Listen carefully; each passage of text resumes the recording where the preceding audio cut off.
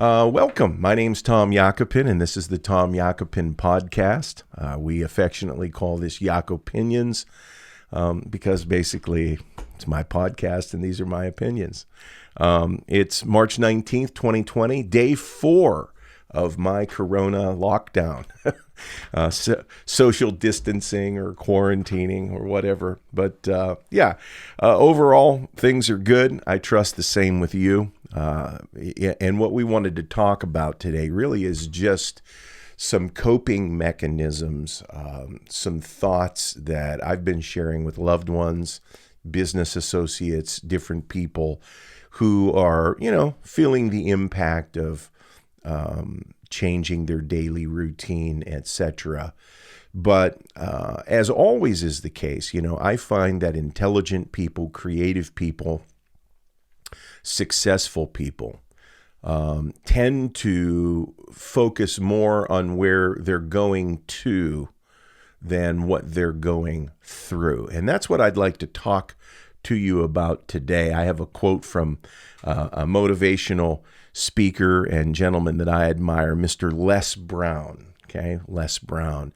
And this is a meme that is attributed to Simple Reminders, but it is a quote from Les Brown, and that is this: where your focus goes, your energy flows.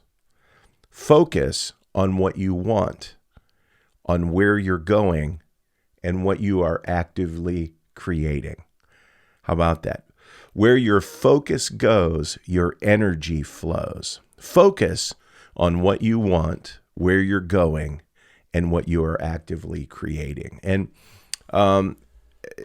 as a premise to this brief time that we share together, I don't know about you, but I feel like I have a lot of extra time on my hands right now. Time to muse, time to read, time to learn, time to grow, time to expand. Obviously working out, staying active. Melissa and I walked yesterday in a local park, just at or around 6 miles. So, some tips and pointers that I would give to anybody. Number one is during times like these, take good care of yourself. Self-love, good dietary habits, stay active, stay in touch with your loved ones. If you know people that are aged or infirmed, reach out. A phone call, maybe a text if they email something, but remember other people. But then this, I want to challenge you as I'm challenging myself to really take and assess every thought that you're allowing yourself to muse upon. I'm one that believes that as individuals, as men and women created in the image of God as I understand God, and I don't want to get preachy on you, but I do believe that there's a very real spiritual component to who we are. Sage wisdom from thousands of years ago, one of my favorite verses, dealing with the inside of man or the human nature, says this: guard your heart with all diligence, for out of it are the issues of life. Guard your heart, right? Guard it, protect it. And if you think about a guard, you really only put a guard around something that is very valuable. We guard Fort Knox, right? Or we put gold or silver in a safe and lock it, and then perhaps put an armed guard outside the bank or near the safe. So, when the scripture speaks about guarding your heart with all diligence, I don't believe it's referencing the pump.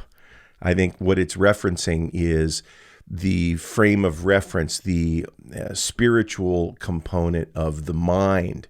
Many people believe that the human being is a tripartite being, which makes sense to me, right? Body, soul, and spirit. The mind, Napoleon Hill, one of the great motivational speaking authors that grew up here in the United States of America, who wrote Think and Grow Rich, and other books as well, talks a lot about the power of the mind. And Hill is on record as saying what the mind of man can conceive and then believe, it can achieve. And many people in business, athletics, other things, and then many other speakers and people who have tested this philosophy and thus converting it into an actual exercise and then converting it to a manifestation of material success, whether in their chosen career or their athletic endeavors or whatever. But countless people that I've met have said to me, Tom, this is the way that it works, that the human mind is a powerful incubator to where what we let in or what we dwell upon or what we muse upon, unfortunately, whether good or bad, these ideas, these thoughts become things, okay? Simply put, thoughts become things. There's another gentleman that I have read in the past that said everything's been created at least twice, right? And I thought to myself, no, what's he mean? But in reality, he said, anything that you see, any building, any road, any house, any item that's been structurally designed, manufactured, was first a thought in somebody's mind. So it was created first there in the confines of one's imagination. And if you think about it, when you build a home, it does begin with a dream. It begins with an idea that you then, typically take to an architect who draws the blueprint, and you have everything specced out just so. And then you might take that to, a builder, etc., who is going to, at the end of the day, there will be manifest in great specificity exactly what you visualize to begin with, okay? And I say all that to say this, that in your life, I think it is important to know that the thoughts that you allow yourself to think, which is why I'm very careful about what I hear, whether it's television or, gossip or information, what I read, what I see. Why? Because all of these avenues by which we gather and receive information, they all pour into, that incubator of the heart. And we are told to really care for it, because out of that incubator, out of that heart, come the very manifestations that are in your life, whether good or bad. So let's talk about, practically speaking, here we are social distancing or self-quarantining.